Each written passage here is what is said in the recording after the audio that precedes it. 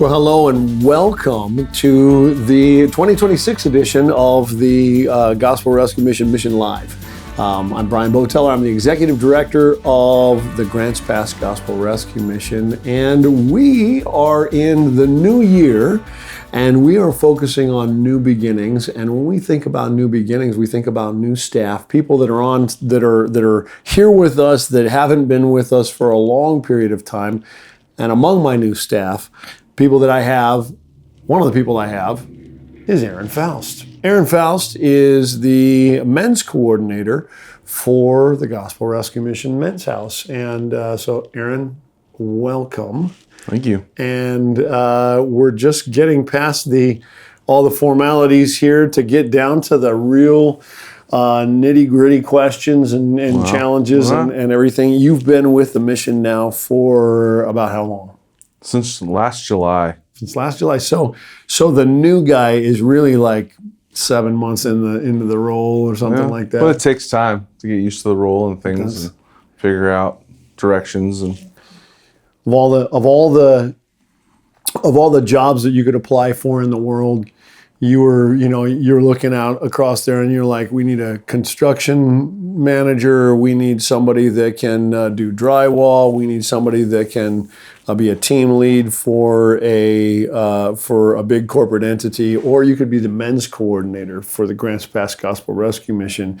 You said, that's the one for me. Yep. What led you? What in the world led you to think that was? I don't know. Maybe I'll try that out.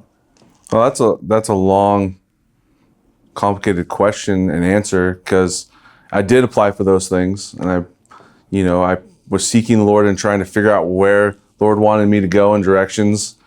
And the simple, basic answer is like that's where my heart and passion is, and that's where the Lord has driven me to, not just here at the mission, to disciple guys and mentor them and bring them closer to the Lord and help them gain truth and grounding in their life in my job. But that's like my passion in life. I do that at my church. I have run men's ministry stuff at my church.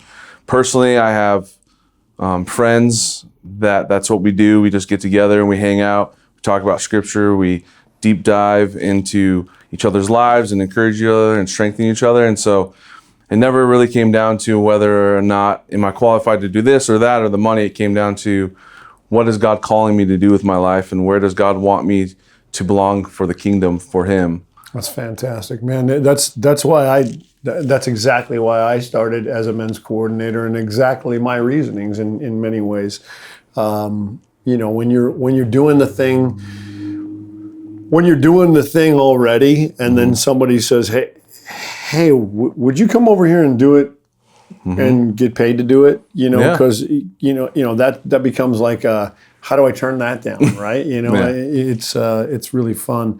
Now you came to the mission from where? Tell our audience. Imagine you sitting here with a bunch of donors to the mission and a bunch of maybe prospective resident clients, to the mission, and just people who are curious about the, ins and outs of the mission.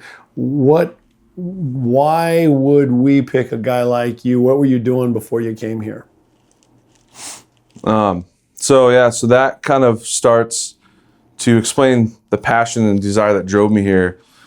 Starts way back about like 5 years ago. I went through crazy divorce. Yeah. And in that divorce, the first week, I was sitting at my parents' house in the basement alone. My family wanted nothing to do with me. A lot of my friends had kind of excluded me. And the Lord drove me to a passage in Genesis chapter 3 where Jacob wrestles with God. Mm-hmm. And there's that passage in that, there's that part in that says... It's not in chapter 3. It's chapter 30. 30, there you go. Thank you. Yeah. Thank you for the correction. Yeah, it's all right. I had a brain... Chapter 30. It had a 3 in it. It had a 3. Right. I was close.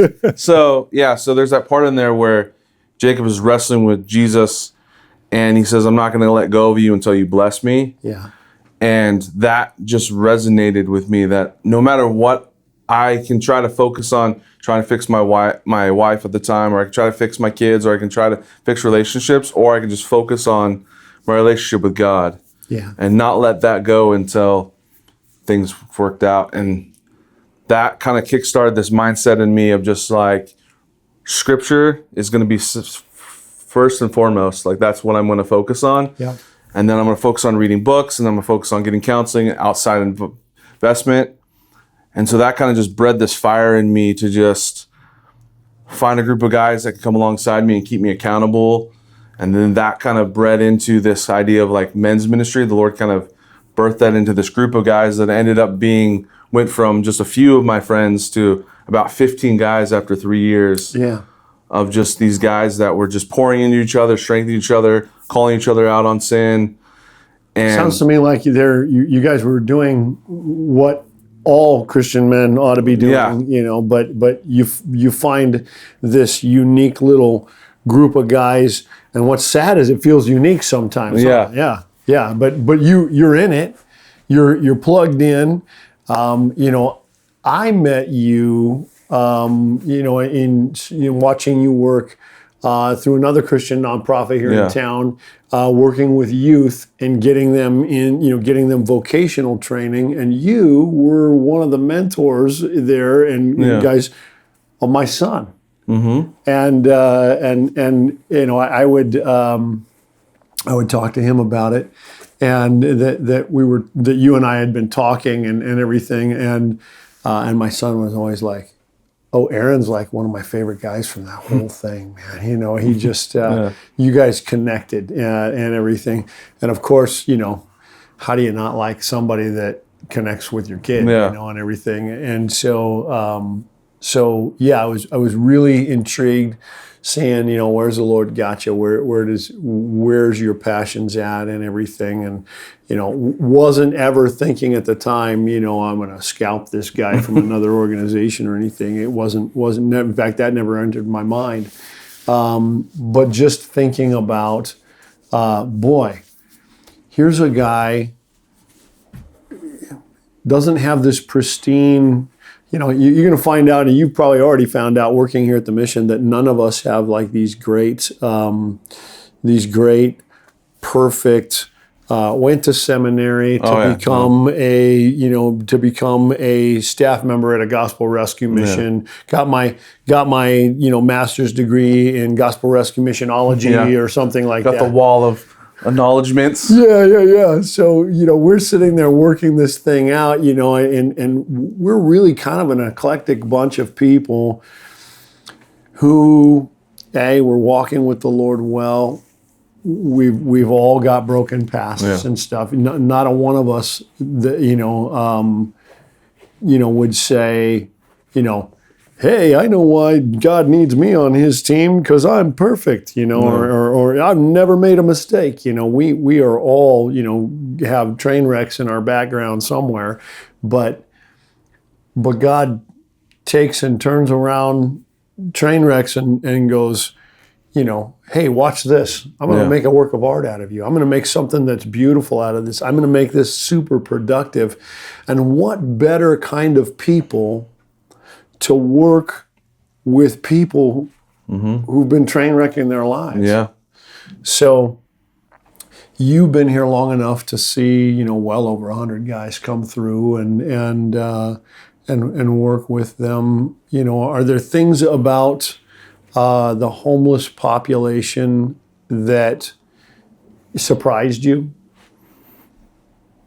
I think, you know, throughout like ministry, like I had interactions with homeless people, and especially when I was like the maintenance guy at River Valley, was always the negative, right? It's always the crazy guy that shows up that like wants to build a home, wants to build a home in a bush, and you're like, you can't do that. Home in your planter bed. And so it kind of like the one thing that surprised me was just seeing like the other side of these guys, that there is actually, I don't want to say it this way, but I do, like this humanity to them. They're not just these drugged out crazy people, but there's actually this humanity side of that society, that of just people that are just broken, who have just like had the wrong cards dealt to them, and they've used those cards wrongly, made poor choices.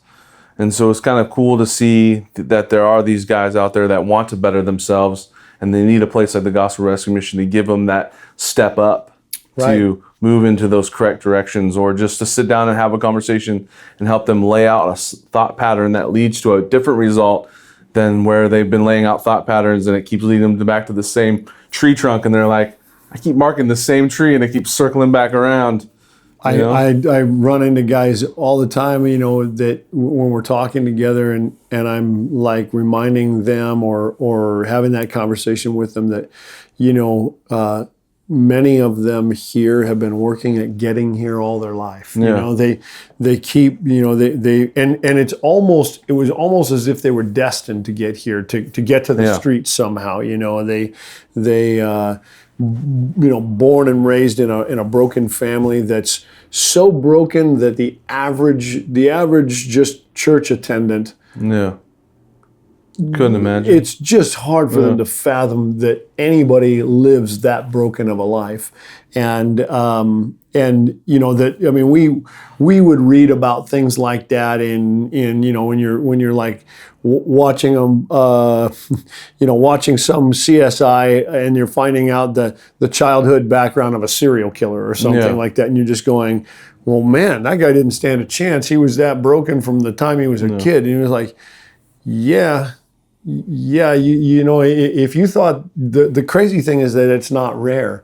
And what's amazing is how many serial killers we don't have running around the streets, And so we get to, we just get to go in and hear these people's stories, but hear it from the side of, start talking to them and like, tell me what it was like when you were a little boy. Tell me about what that was like being raised by that kind of a parent or those kinds of parents. Tell me, how did you get so far that you actually got married before it all crashed in on top of itself? How is it that you've kept a job as long as you have, in different things? And we just get to see this other side that is really the humanity of these guys. And that then suddenly, you realize, oh, this is a population Jesus died for, and that's a beautiful thing. So we're gathering here today. You and me are starting this little podcast up. And our original intent for this podcast was to meet up with one of our guys that are graduating tomorrow. Going to be leaving tomorrow, and he's leaving really, really well. But like all perfect plans, somebody gives him he's got a pass request to go to somewhere, and nobody can really find the guy right now. Well, he's leaving town, so I understand circle why. Back around by dinner, and everything. But he's just kind of he's going around saying his goodbyes, before he heads back, and he's going to be reuniting with family and some really great stuff. And it's just one more of these really positive memories about that you and I get to lock into our memory, particularly as a coordinator. It's tough. Yeah. You want to keep things like that in your memory because you have plenty of guys that don't leave super well. They're screaming at you out the door. They're just not getting it for whatever reason. And so, or you get, somebody, we were talking earlier about somebody who's not leaving well, and his family decides they're going to start chiming in on everything Gospel Rescue Mission in our social media stuff and just blasting us, and everything. And yet at the same time, the same said family's not like welcoming them into their home. Yeah, they don't want him. Right. You keep them. But they don't say that kind of stuff. They just want to make you look like you're cruel and unusual and everything. So. I mean, you've in 6 months, and you're sitting there thinking about, just the guys that have left well, and you've seen plenty of them at this point. Are there any in particular that are standing out to you right now? And you don't have to name their names per se, but just kind of, a guy that came pretty broken that has left well or is really on the right track to leaving well, and maybe share a little bit about the storyline. Yeah, I mean, the guy that you were just mentioning that we can't find, Yeah. He's going to visit all his friends before he leaves town. Yeah. Which makes total sense, and I don't commend him for that. But just like his story, I mean, he was married. His wife died. Yeah. His house burned down. He lost his job. He gets into drinking a little bit because he's depressed, so he loses his job, like I said, and he ends up coming here, and he gets into counseling for his nightmares and terrors of, his house burning down around him. And, he quits drinking, he quits smoking. He goes over to our thrift store at Second Chance and becomes a rock star over there. Yeah. And just gets his feet back underneath him, and we give him the stability and we have a lady named Linda that helps with Social Security stuff, and so she helps him. Absolute angel. Linda, Yeah. if you are listening or watching to this, Yeah. we will never find. It's going to take a miracle to find another angel. She is definitely awesome. an angel when you sit on the phone for an hour trying to get hold of the government. So, so we're going to leave it at that. Yep. She is an angel. And all of the audience said, "Amen, preach, brother." Yeah. So he got a Social Security underneath him, and so he's been stacking up money. He has about $5,000 in the bank. Yeah. And then this whole entire time, he's been kind of just rebuilding his relationship with his sister, and she's going through some stuff, and so she asked him to come move next to him and Next to her. help be with her and help her with her family stuff. And so he's just looking forward to, Yeah, a lot of times when people hear us say, they people leave here with a sustainable income in a home, they might imagine that what we're saying is that they're going out and renting or buying a home, and everything. And that happens. Those kinds of things happen. But often what it is just, and just as often is you have family members that you've been estranged from because of the drinking, because of the, just the train wreck that has happened and everything. They don't know what to do with you, and they don't have strength to take that person back. But all of a sudden, they see this person come back to themselves, and they start to see real strength of their own develop. And then they just kind of,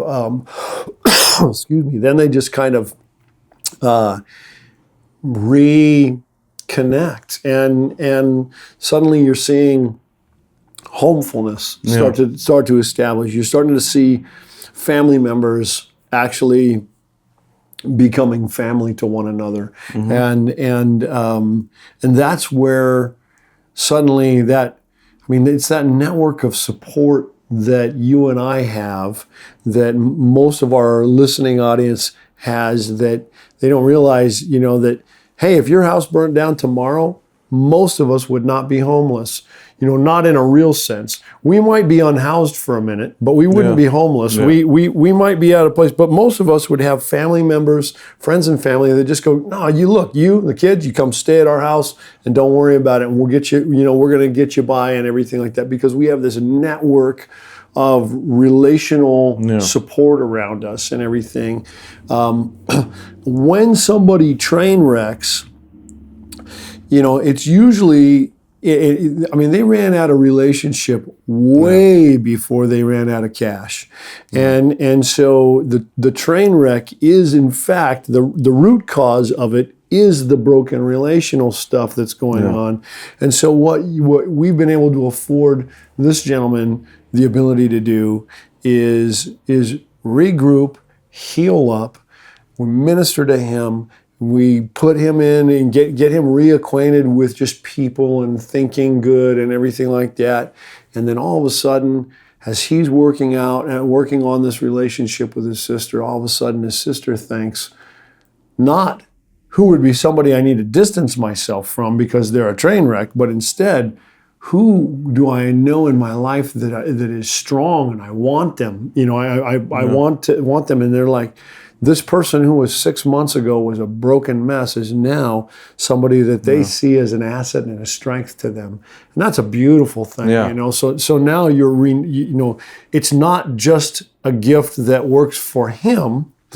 But it's a gift that works for his whole family, and they're all a blessing because of the work that got done right here on your watch with him as you've been ministering to him and walking with him.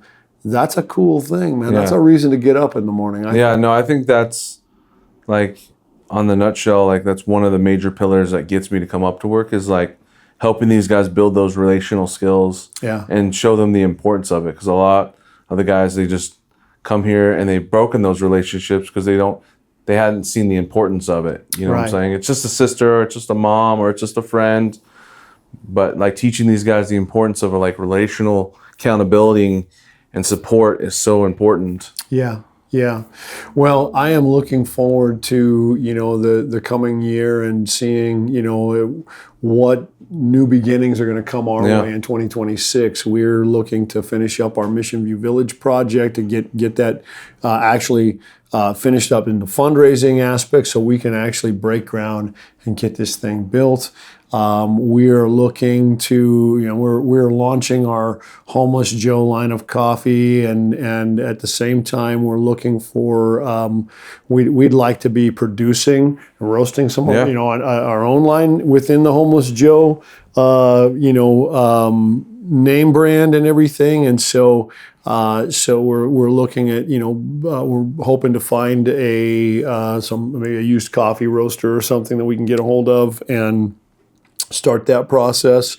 So there's just a whole bunch of things going on. This is an exciting year, and we've got a lot of great stuff ahead of us. It's going to take a lot of work.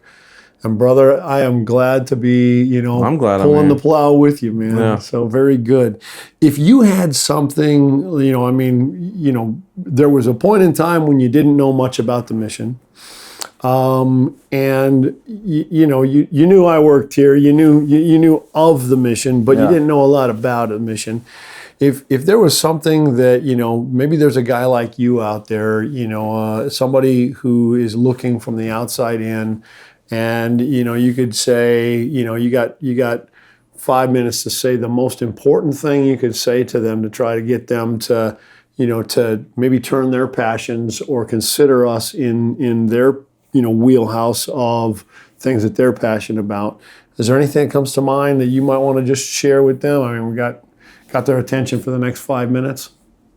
About the mission? Yeah. I would say, if you want to see broken people return their life and actually see that transition, because a lot of times in church we don't see that transition. We see people pray and then we just see them move on, and we don't see actual life transformation and spiritual transformation. Mm-hmm. This is where it's at. Yeah. This is where you actually get to see the lights turn on. Yeah. And you get to see someone totally change their mindset, their emotions, their spirituality, their just whole being changes.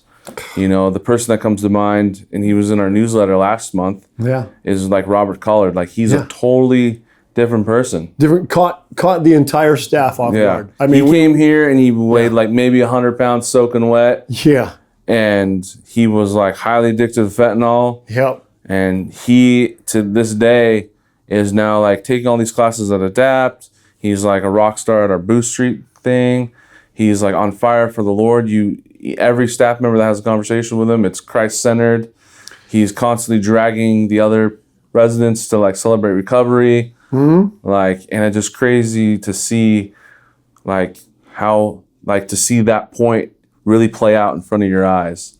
A lot of times it can kind of be skewed out of in the regular Christian circles, but his first 2 weeks here, man, we were all beginning to wonder if he was going to die, if he's going to die, or if we were the right spot for him, because he just kind of kept hitting sick bay, man, and just looking miserable, absolutely miserable.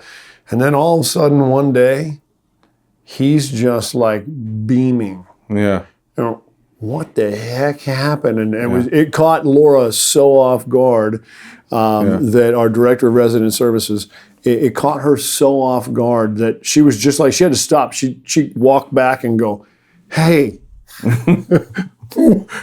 what just happened?" You know, because I haven't seen you smile since you've been here. Yeah. And she's just, and Robert's just you guys, Jesus saved my life, and he used you guys to do it. Yeah. And that's she comes up and is telling us, and we're all just like crying, you know, and everything, because it's just amazing to see this glorious transformation. Fentanyl, you know, everybody, you just hear like, everybody hears like this, oh, you know, man, fentanyl's involved. There's no way out without some kind of medical assistance, without some kind of long-term opioid replacement therapy, without all these other things. And you're like, no, there's a way out. There's a way out.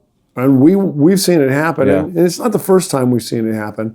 But this is a recent and dramatic example. Yeah. Well, yeah, on that note, it's like for those out there that are listening that are struggling with that and think, can Jesus actually meet me? On that point, Jesus met Robert in our sickbay bathroom on the shower floor throwing up.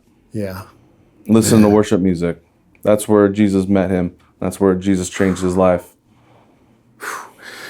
So, you know, if you are that person that's just thinking to themselves, I don't know, man. I don't know if there's any hope for me. I might as well just overdose. Or, you know, I don't know if there's anybody ever. I don't understand why, or I do understand why everybody's abandoned hope for me, because this monster just has me so locked up. Come by and meet Robert. Come on in. I'll introduce you to him. We'll offer you a good cup of Homeless Joe coffee. Yeah. And come sit down and have a conversation with Robert, and let Robert love on you and tell you about, you know, the good that he's seen, and let the Gospel Rescue Mission family, the people here, tell you about the good that happens. Jesus saves people. He saved us. He saved each one of us here, and he can save you. And it doesn't matter how far you've run, and it doesn't matter how broken you are, or what you're addicted to, or that's right, what demons haunt your mind. That's right. That's right. Well, brother, I really appreciate the conversation, and I hope that that we have many more of these kinds of podcasts, and I think our audience should be. I hope you're looking forward to, you know, ones where Aaron will be interviewing, people, some of his graduates and stuff, and drawing out from them their story as we move on. And just wanted to get everybody a chance to get a feel for you, who you are, and we are so blessed to have you, brother. And I'm blessed to be here. That was a good thing. Well, we're going to grow together, and we're gonna let Christ grow us together as we look to conspire together to see Christ's kingdom established and proclaimed right here in Grants Pass and in all of Southern Oregon and in the state of Oregon and on the West Coast and in the United States.